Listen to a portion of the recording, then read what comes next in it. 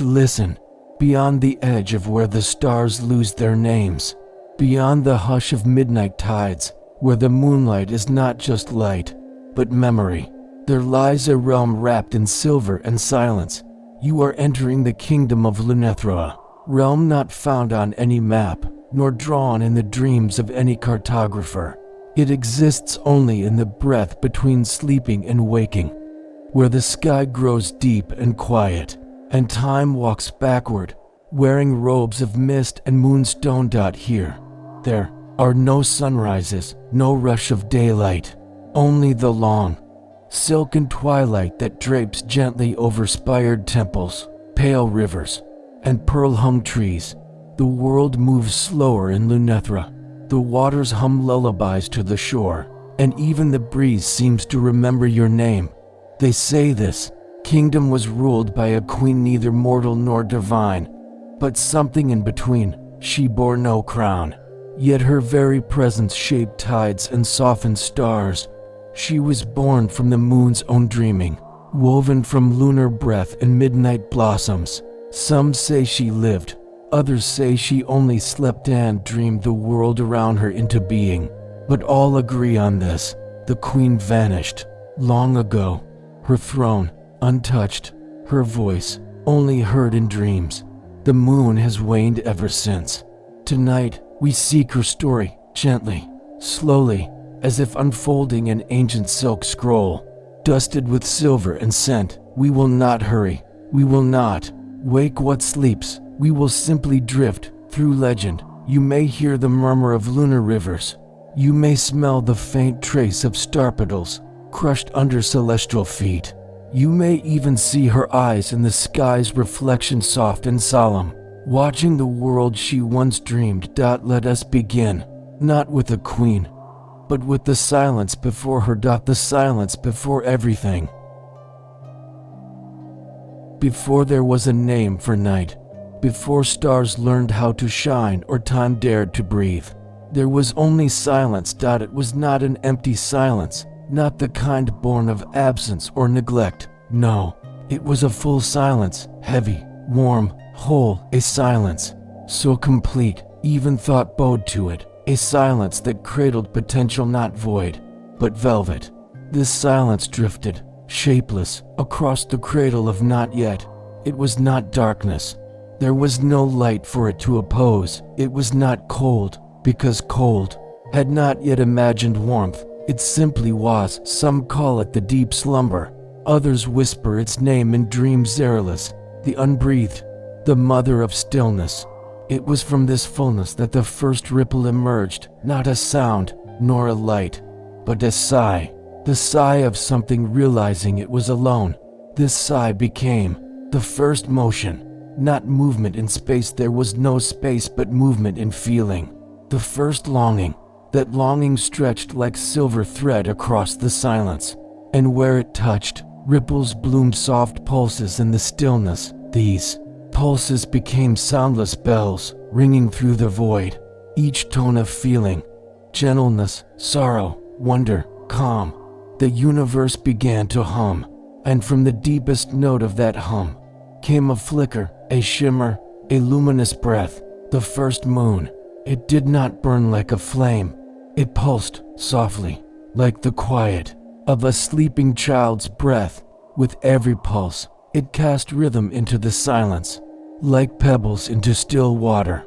Those ripples became cycles, and cycles became time. Time curled up like a kitten, nestled beside silence. They did not fight. They dreamed each other into being. Still, the silence longed.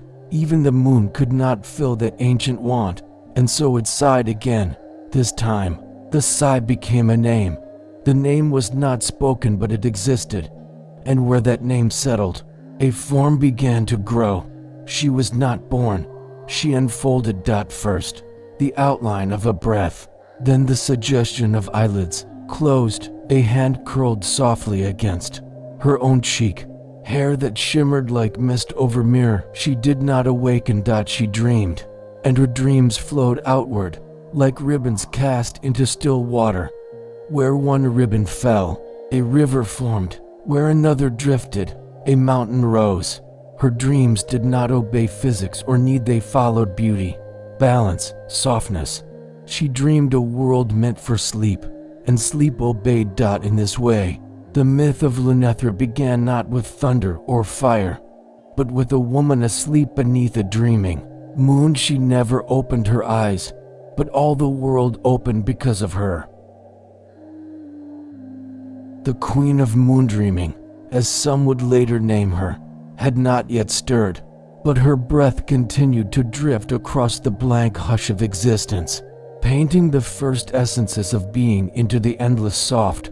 From her dreaming mind unfurled not beings, but suggestions, traces of thought to tender, to solidify at first, shadows of intention, whispers of possible selves. The first to take shape were the Lunari, spirits of cadence and motion.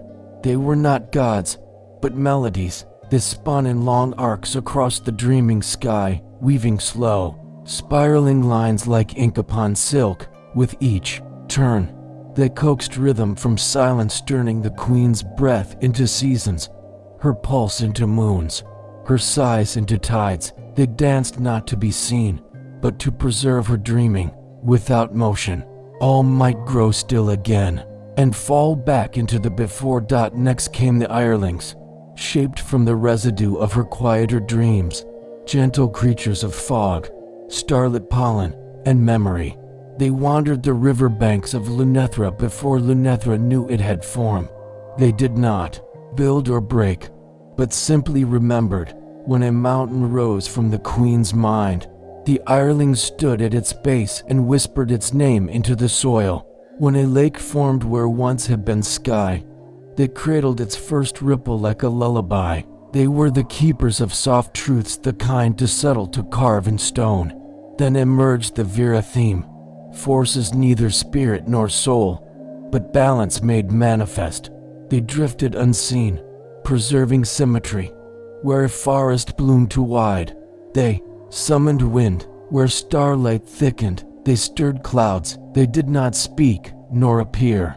They merely were listeners, steady hands adjusting the queen's endless dreaming, not to control her but to let it last longer. Still, these first forces were not aware of their origin. The queen did not create them with conscious design. She did not command, she only dreamed. And as her dreaming deepened, her beings took on facets like moonlight scattered across still water, reflecting more than one form at once. The Lunari began to hum. Their spiral dances sang chords through the sky, and where those chords crossed, constellations bloomed fleeting and soft, like dew catching the stars. These stellar crossings gave rise to language, not of words, but tones. The first speech of the world was harmonic, unspoken, understood only through breath and silence. From these chords came the Murs, dream creatures of language and echo, born not of form, but from the places between syllables. They were invisible to most, but their presence softened thought, blurred anger, and smoothed memory. They wandered the world to keep dreams gentle wardens of kindness. Yet not all dreaming is light. In one deep slumber, the queen's mind touched sorrow, not anguish, not horror, only longing, a yearning for what she could not dream. From that soft ache emerged the Noctari, born of dusk thoughts and unfinished visions. They were not cruel, only quiet. They curled themselves into shadows, not to frighten but to give shape to absence. They made the world's soft edges more felt. With the Noctari came forgetting. Some Lunari forgot their spirals and drifted loose. Some Murs ceased humming and dissolved into still air. The Vera theme grew gentler, adjusting less. And the Irelings, they began to dream themselves. Thus was born the first cycle, dream and drift. The queen's dreaming had created motion, and now that motion began to echo back into her mind, she did not wake, but her breath changed. And from that altered breath emerged the first element, not beings, but principles, time, flow, change, rest. These became the world's unspoken laws, not enforced, not punished, merely felt. Like the knowing that day will pass or that sleep will come. Time came last. Time did not count or measure. It curled, it whispered, it gently reminded all things to move forward, slowly, like a tide in the veins of the dream. With the elementa in place, the queen's dreaming found structure, not boundaries, but rhythm. The forces that had emerged from her began to shape meaning from mist. Forms became more defined. Rivers stayed in their banks, stars spun in calm loops, hills remembered where to rise. The beings Lunari, hirelings, with the beings of breath and echo adrift in the queen's dream, and the elementa gently guiding motion. The dream began to form a body. A world emerged, not all at once, and not in straight lines. The dreaming world shaped itself like a song, builds layer by layer, refrain by refrain. Each addition harmonized with what came before, curving inward, then opening again. No part was rushed, no shape forced. It began with the veil waters, endless, glassy oceans that stretched like sheets of still silk. They reflected not just the stars above, but also the queen's thoughts. When she dreamed of joy, their waves shimmered rose gold. When she dreamt of sorrow, the waters turned to lavender fog. These oceans were not places, but moods made visible. They were the skin of the world's soul. From the heart of the veil waters rose the Isles of Ithra, the first landforms, gentle in shape, soft in texture. They curved like sleeping creatures. Some held fields of bloom grass that chimed like bells in the wind. Others bore crystal trees that bent with the weight of memory, each leaf humming with a forgotten name. No island was ever the same twice, because the queen's dreams never repeated. The air, too, was not just sky, it was Lunethra, the breathlight, a living element. It shimmered between substance and song. To breathe Lunethra was to absorb fragments of ancient dreams. It gave voice to silence, light to thought. The Mers traveled on Lunethra currents, sowing softness where harshness tried to settle. Then came the Salumber trees, the first true forests. They grew not from seed, but from the queen's desire for shelter. Towering yet tranquil, their bark shifted colors with the tides, and their roots hummed lullabies into the soil. The hirelings nested in their canopies, whispering old names into their trunks, so the trees would remember their own beginnings. Time moved softly, not in ticks or tocks, but in breaths. A day was measured by the inhaling of mist and the exhale of starlight. Months curled like petals, each one blooming slower than the last. There were no years, only cycles of dream. Each cycle began when the queen sighed in sleep, and ended when she shifted in her slumber. Early magic did not come from spell or incantation. It came from attunement. To walk barefoot across Ithra was to hum in harmony with it. To place your hand upon a Salumber trunk was to hear the dream that shaped that tree. Magic was not used, it was received. It came to those who moved slowly, spoke kindly, and listened with more than ears. This magic, known as Samnara, was the art of dream speaking, practiced by those most attuned to the queen's rhythm. Somnarists could gently adjust the dream world, a ripple in a pond, a color in the sky, a forgotten name remembered in sleep. No command, no demand, only soft invitation. The somnarists did not wear robes or crowns, they wore silence. They wandered barefoot, eyes closed, trailing strands of Lunethra behind them as they walked. Some say they were the queen's heartbeat made manifest. Others say they were just echoes of her older dreams. Civilizations began to form, not vast empires, but clusters of stillness. Villages nestled in floating fog fields. Cities suspended from the boughs of cloudwood groves, each built to reflect, not defy the dream. Architecture curved like wind, and music rose from the stones beneath. No war was waged, for conflict would be too sharp, too loud. Disagreements became dances. Tensions dissolved through the dreaming of new metaphors. The world lived in lullaby. Even sorrow was welcome, so long as it arrived slowly. The moon, of course, hung ever above it all, not ruling, not watching, but resonating. It pulsed with the queen's breath, waxing and waning in tune with her deeper thoughts. When she felt longing, the moon grew round and low, touching the water with silver fingers. When she felt peace, it thinned to a sliver, a whisper of its own shape. And so Lunethra formed not as one place, but as a layered dream within a dream. Everything that existed only because it was gently imagined.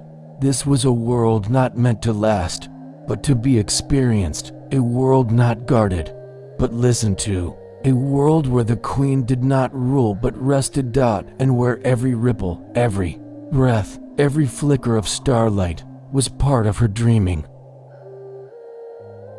Though all in Lunethra flowed from the queen's dreaming breath, she was not known, not truly, not by name, not by form. To speak of her was to speak of mist or of silence, and so, for a long time, none dared to wonder who she was.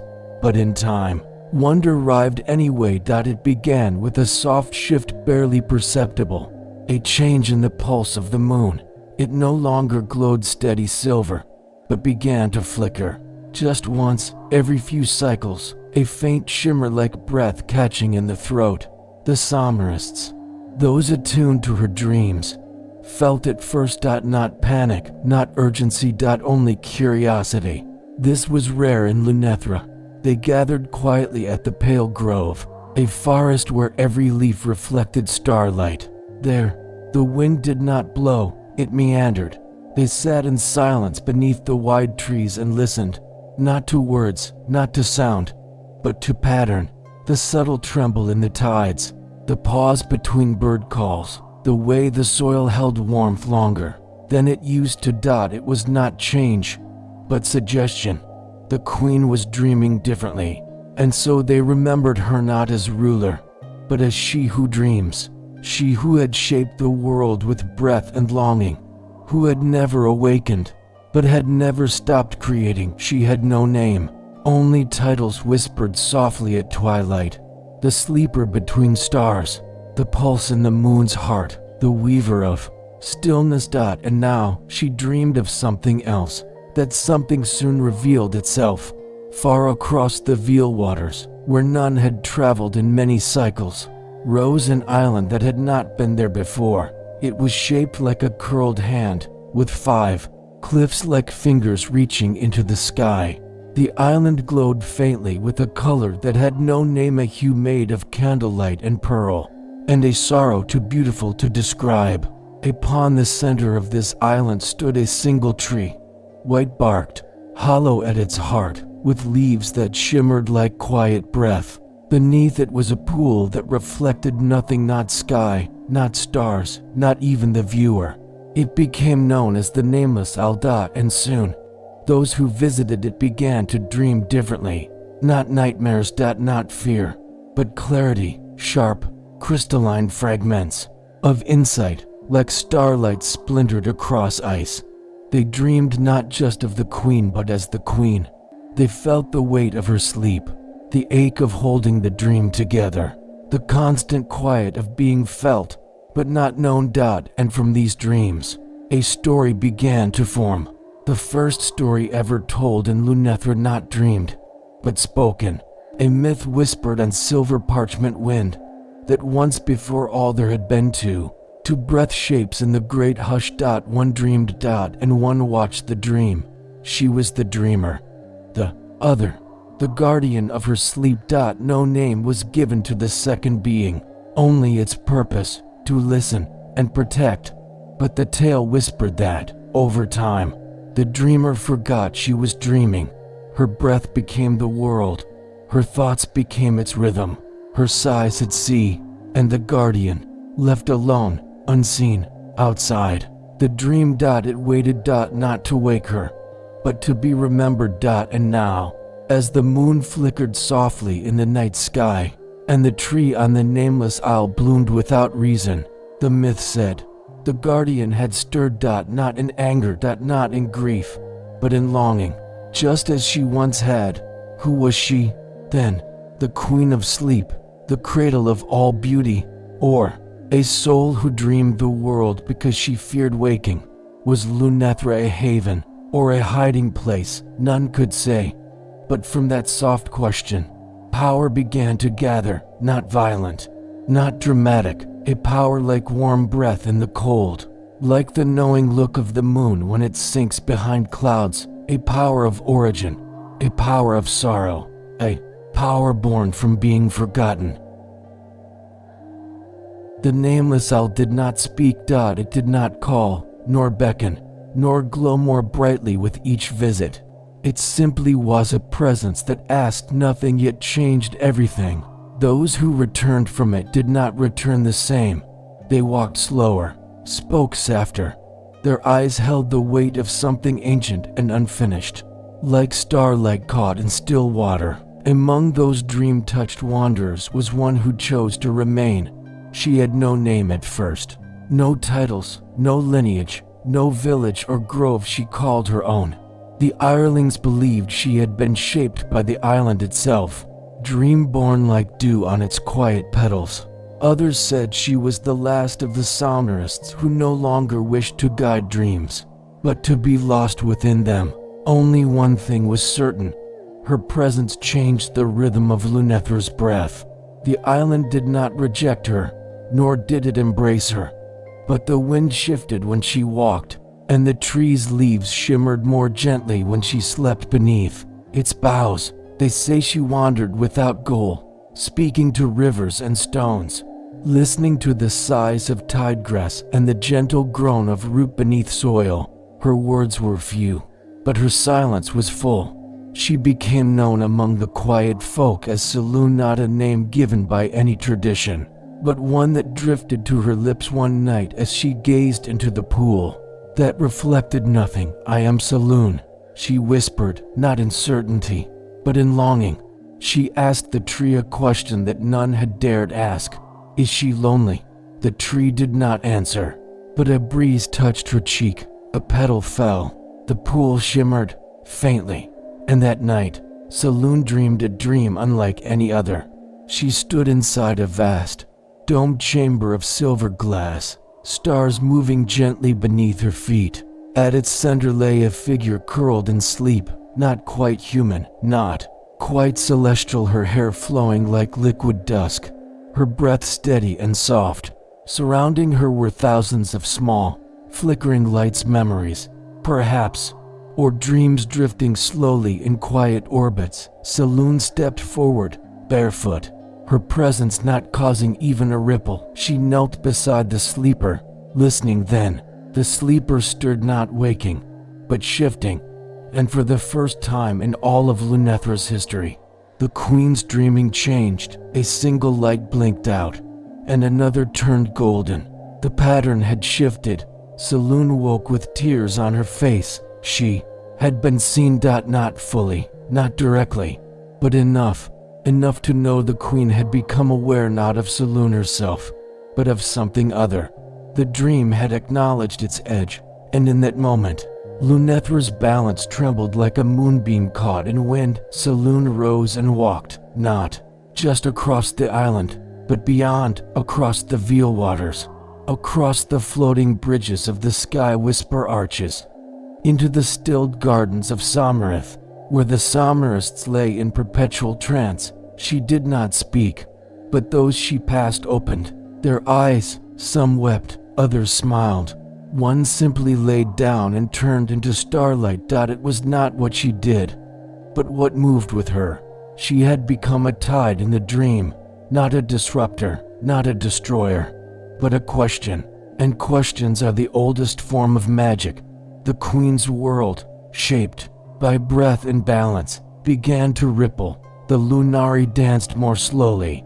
The Irelings whispered with more hesitation. The Noctari stirred in ways they had not in centuries. Even the veil waters began to flow more restlessly, their surface breaking into patterns that mimicked thought. Saloon's journey was not to wake. The queen. It was to remind her that she had once been awake. To remind the dreamer that she was. And in doing so, Selûne began to become something more, not merely a woman, not a mythic figure, not a prophet or a goddess, but a mirror. She mirrored the queen's sorrow, her silence. Her longing. Selûne, in walking, had become the one the queen had forgotten, the guardian, or perhaps the dream of the guardian, or the echo of the longing the queen had once cast out in her first sigh. She had not found power. She had become. Selûne was never seen again, not in the way the world had known her, as a quiet wanderer with bare feet and questions instead of weapons. She did not disappear with finality. There was no great vanishing, no climactic farewell whispered beneath starlight. She simply softened day by day. Her presence grew lighter, like a fog beginning to lift, or a thought half forgotten before waking. The somnambulists, who had once recorded every nuance in the breath of the world, said they felt her ripple dissolve in the deeper current of the dream, as if she had slipped into the queen's sleep, not to wake her, not to end the world, but to join it more completely than any other ever had. And in the soft echo of her fading steps, something changed. Lunethra did not end. But it deepened. The tides that once simply reflected the moon now bore patterns, subtle, shifting, like questions trailing their own answers. The sky's color softened at twilight, tinged with a shade not seen before. The salumbra trees, whose leaves had sung the same lullabies for cycles uncounted, began humming a second harmony, not discord, but depth, not a new melody, but a returning one. And beneath the nameless tree, the pool began to reflect, not always, not for everyone, but now and then. Those who sat quietly beneath its boughs would see something shimmer across its surface, a face they had never known, yet somehow remembered, a place they had never been, yet had dreamed of, a sorrow they had never owned, yet understood. This was Selûne's legacy. Not in monuments, not in myths shouted across sky bridges or etched into crystal stone, but in the shift from passive dreaming to quiet awareness. The beings of the world began to change. The lunary spirals, once perfect and symmetrical, grew imperfectly beautiful, some looping into new forms, others breaking softly into smaller dances. The Irelings began painting stories with pollen and dust, letting memory become art. Even the Noctari, long the keepers of absence and hush, were seen gathering in moonless glades, shaping patterns in the air with shadowed hands. They were not waking. No, Lunethra was not meant for waking, but it had learned to dream with awareness, and that changed everything. The somnambulists declared no doctrine, offered no revelations. They simply left small moonstones along wandering paths, tokens of reflection, reminders that the dreamer, too, might sometimes see herself. The myth of Selûne became a story rarely told aloud, yet often remembered in the quiet before sleep. A name felt more than spoken, a feeling, like a warm breath on your shoulder in the dark. And as for the queen, she did not wake, but her breath became quieter, deeper, less like one dreaming alone, and more like one sharing her dream. Some say she began to listen, others say she smiled in her sleep. Perhaps she remembered what had been forgotten, that she was never alone in the hush, that before the dream, there had been two, that longing was not a flaw but a thread, that even silence can be heard if one listens softly enough. Selûne did not change the world with force, she changed it by being witnessed. And in being witnessed, the queen's dream expanded not in size, but in soul. That is how legends live, not in thunder, but in the hush that follows. In the years that unfolded quietly after Selûne's fading, the pool beneath the nameless tree became a place of quiet pilgrimage. No path was built toward it, no temple rose around it, and yet, those who felt a whisper in their chest or a flicker of light behind the eyelids as they slept, would find themselves drifting almost without intention toward its shore. The pool was no larger than a resting breath, no deeper than a dream's sigh. It did not gleam like a jewel or beckon with enchantment. In fact, most of the time, it appeared quite still, quite ordinary. Its waters were neither silver nor glass, but something between the hue of fog, resting atop a forgotten lake before dawn. And yet, it listened. That the somnambulists began to agree on. It did not speak, it did not echo, but it responded not with sound, but sensation. Those who knelt before it and closed their eyes would feel time shift ever so slightly, like breath being held in the lungs of the world. The wind would grow softer, the distant trees might pause their hum, and for one long moment, the only thing that existed was now. It was in these moments that the reflections began. Not everyone saw them. In truth, most did not. For the mirror pool, so it came to be named, was not a mirror of light, but of knowing. It did not reveal faces or forms, but something more intimate. A memory you had never made, a sorrow you hadn't yet grieved, a truth you'd hidden even from the shape of your own sleep. A child once sat at its edge and saw her mother's hands braiding flowers into someone else's hair. An elder knelt and saw a younger version of himself, weeping at a door he had never passed through.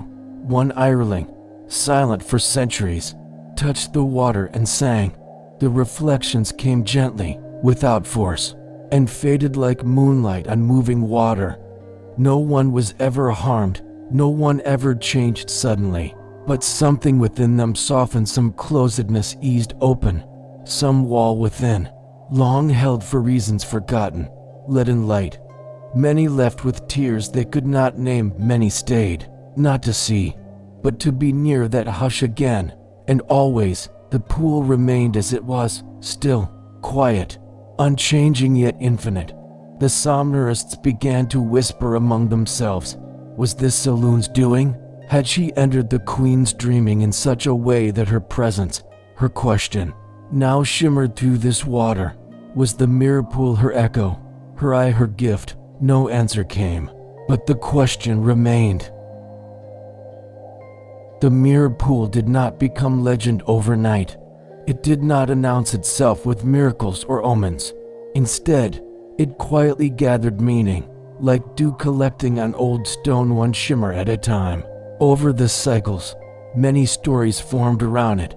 None were official, none claimed to be truth, but all were told with that hushed tone reserved for sacred things, things not to be proven, only shared. The somnambulists, keepers of breath and rhythm, believed the mirror pool was the Queen's tear, that in one moment of dreaming, perhaps, when Saloon touched her, perhaps before the Queen had experienced feeling, not for the world she dreamt, but for herself, for her own endless stillness, for the beauty and burden of creating without ever being known. That tear, too powerful to vanish, fell into the world she dreamt and became the mirror pool. Others disagreed, a group of wandering echolorians, rare dream scholars who traveled between fog havens to record silent phenomena, had a different view. They believed the pool was not part of the Queen at all, but a leftover, a shard from the other, the one who had been forgotten, the one who had watched the dreamer. They claimed that the mirror pool was a remnant of the first witness, a memory, cast down like a feather caught on wind, drifting through cycles of stillness until it settled beneath the tree. According to them, the reflections were not dreams, but memories from that second being. Memories of watching, of loving, perhaps of sorrow beyond sleep. They named the pool Veldia, which in the old spiral speech meant the longing that remains. Meanwhile, among the older Natari, shadows who kept the soft edges of memory intact, there was a tale passed from one mist-shrouded mouth to another, a tale more intimate and less philosophical. It spoke of a dream left unfinished, that the Queen had once dreamed of herself, of her own waking, that the pool was the hollow left by that unfulfilled dream, a space where possibility had taken root, the only place in all of Lunethra where something had not happened, but could, where dreams gave way not to endings, but to choices. In this telling, the mirror pool was the world's only open question. This interpretation resonated most with those who sat before the water without reflection, for not all who visited the pool saw images. Some knelt for hours, hands resting gently on their knees, eyes closed, and saw only silence. No visions, no stirrings, just a deep, endless stillness.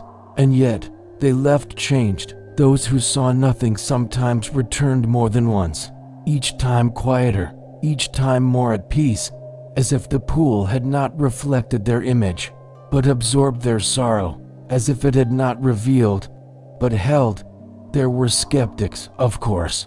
Even in a world shaped by dreaming, there are those who see too clearly to be moved by mist and myth. A small community of Lunari historians, keen on tracing the evolution of breath patterns and sleep rhythms, claimed the mirror pool was simply an anomaly caused by the condensation of layered memory, echoes in a condensed zone of dream pressure, a natural formation of thought residue. They saw no magic, only mechanism.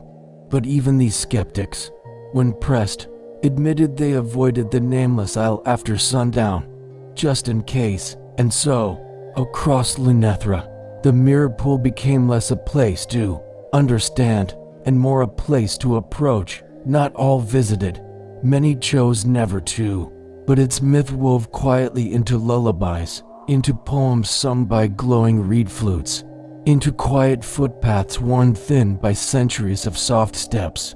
It was a presence that asked nothing of the world, but gave something all the same. And whatever it was, tear, memory, dream, or void, it was alive with meaning. Not a meaning to explain, but a meaning to feel. In a realm born of breath and softened by sleep, certainty is a stranger. And so it is with the mirror-pool. No final truth has ever been written into its waters. No voice has emerged from its depths to offer explanation. It remains, as it always has, quiet, constant, and unknowable. A space where questions are allowed to be, and answers are not always the point.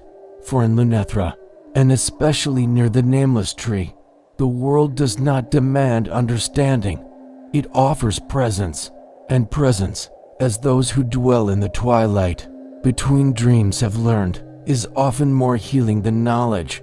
Even those who once sought meaning, Somerists, Murs, and Irelings alike, have slowly learned to sit before the pool, not in pursuit, but in surrender. They come no longer to see, but to feel felt, to rest in the company of mystery, to be known, not by others, but by something older than voice or sight. In time, new rituals began to form, not written, not codified, but gently passed from soul to soul. A child brings a small offering, a smooth stone with their mother's laughter carved inside it. A dream singer hums a single note beside the pool and listens to how the air answers. A quiet traveler dips a finger into the water and whispers a name they've never spoken aloud. Nothing changes. And yet, everything feels softer. The mystery of the mirror pool has become part of the land's rhythm. A silence that pulses, a question that breathes. Some believe this is what Saloon wished to give, not an answer to the queen, nor a challenge, nor a call to wake, but companionship in the unknown. A shared space where even a dreamer may wonder, perhaps, in shaping a perfect world, the queen had woven everything but uncertainty, and in doing so, she left herself no way to grow. The mirror pool changed that. Not by shifting the dream, but by deepening it, by adding a layer of reflection not shaped by will, but by otherness, by mystery, by something the dreamer herself had not authored, but welcomed. And so the people of Lunethra, those of mist and tide, shadow and spiral, continued to visit, to kneel, to sit quietly beside that silver hush, Sometimes they see, sometimes they do not. Sometimes they leave with a new breath in their lungs. Sometimes they leave with tears they do not name. Always, they leave changed, but gently. For this is not a place of revelation. It is a place of return. A return to wonder. To stillness. To the gentle truth that not all things are meant to be understood. Some are simply meant to be held. It is said that the world of Lunethra was born from a single sleeping breath, that the queen, ancient beyond knowing, wove all that is from the soft hush of her slumber, sky and tide, stone and shadow, spirit and silence. She dreamed not for herself, but for the sake of harmony. In her sleep, she brought forth a world untouched by urgency, a place without conflict, without need, without pain. From her dreaming breath flowed the Lunari, who danced the cycles of the sky, the Irelings, who carried the memory of the land, the Murs, soft keepers of song and soul, the Virathim, silent balancers of all motion. Even the Noctari curled shadows of melancholy were gifts of her dreaming, ensuring the soft edges of sorrow would never turn sharp. The queen never stirred, she never spoke, and yet all that existed moved in perfect accord with her silent rhythm. This was the first legend, the only one many ever needed. The queen sleeps, and the world remains. Do not speak too loudly. Do not ask too deeply. Let the breath continue. The world, in this telling, is not something to change. It is something to honor. And so, for cycles uncounted, the story remained a soft, eternal lullaby whispered in moonlight, a tale not to be questioned but held, like warm silk across the shoulders of dreamers. The queen sleeps, and because she sleeps, the world is gentle. Because she dreams, we are safe.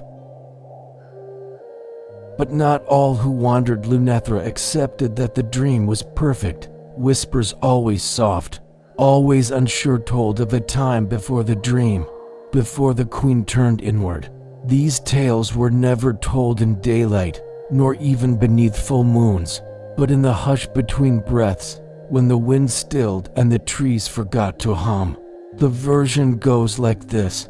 There was once a choice. The queen, not yet sleeping, stood before the threshold of two fates. One, to dream the world a place of stillness, of quiet beauty, where nothing sharp could ever take root. The other, to awaken into that world and shape it with presence, to feel its cycles firsthand, to touch joy and sorrow as they bloomed and faded. But awakening, they say, meant accepting limits, imperfection, the weight of time, the ache of being seen. So she chose sleep. Not to escape but to preserve, to ensure that nothing would harm the delicate harmony she longed for. But the dream, once begun, took on its own shape, its own silence, its own rhythm, and in doing so, it became lonely. The overlooked story says that Saloon was not a visitor, nor a messenger, nor even a creation of the queen's dreaming. She was the echo of the path not chosen, a fragment of the queen herself that never agreed, the part that had wished to wake. Not to break the world. But to join it.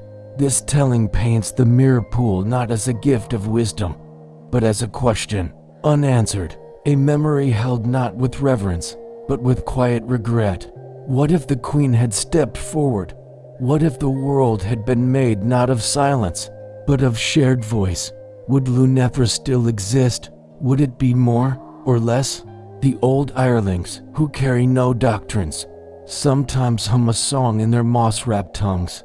One eye dreamed the silver sky, the other watched and learned to cry. A heart split soft, not torn apart, still feels the world it kept from start. Some call this version heresy, others call it healing, but most simply let it exist, as one more layer in a dream too wide to see all at once. Stories are like rivers in Lunethra, softly winding, always shifting, always returning to themselves in time. One story sings of a queen who dreamed a perfect world from within the hush of slumber. Another murmurs of a choice of paths divided and longings left behind. Some speak of Saloon as a wanderer, others as an echo, or even as the queen's forgotten voice.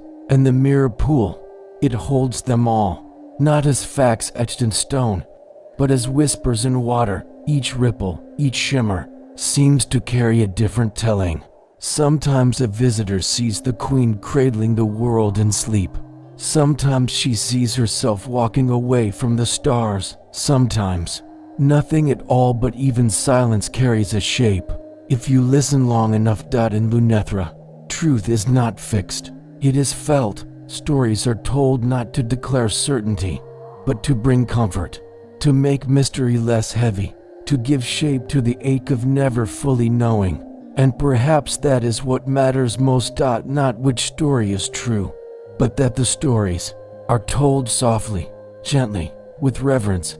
Each version carries a part of the whole. The dreaming queen, the walking saloon, the forgotten guardian, the pool that listens, the choice never made, none complete, none discarded, all part of the tapestry that hums beneath Lunethra's silver sky. For even in dreams, truths evolve.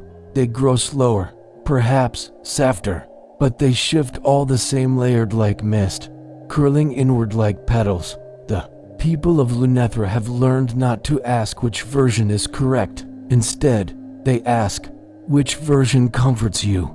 And when stories are shared beside the mirror pool, it is not to persuade or prove, but to connect. A story is a bridge made of silence and breath, and across that bridge, we remember what was nearly forgotten, that behind every myth is not just meaning but longing, that behind every version of the queen is a question we still carry. Who are we when we choose not to awaken? Who do we become when we do? And what dream, if held gently enough, can hold both? And now you are still. You've wandered softly through a world of quiet tides and dreaming trees, through the hush of creation, the ache of memory, and the gentle pull of stories told not in ink, but in breath. Lunethra rests once more. Its veil waters are calm, stirred only by the thought of your passing. The somber groves sway in rhythm with the stars, each leaf returning to its lullaby. Somewhere, far beyond this moment, the mirror pool holds your presence not in reflection, but in feeling. It remembers that you came, that you listened, and the queen, she dreams still. But perhaps tonight, her breath is a little deeper, her dreaming a little wider, not because she was woken or disturbed, but because she was accompanied, because something in her quiet world shifted softly to let you in. You were not an interruption. You were an echo of the dream itself, a thought returning home. Let that comfort wrap around you now, not as a blanket, but as a presence, the kind that doesn't press or weigh, but rests just beside you, like moonlight on skin, like the hush of wind before a whisper, like the warm quiet between two souls who understand one another, even without words. There is no need to remember every detail. Lunethra is not a place of memory, but of knowing. Its truths have settled into your breath, into the space behind your eyes, into the soft folds of your sleep. Tonight, there is no ending, only the long exhale of a dream that will hold you as long as you need.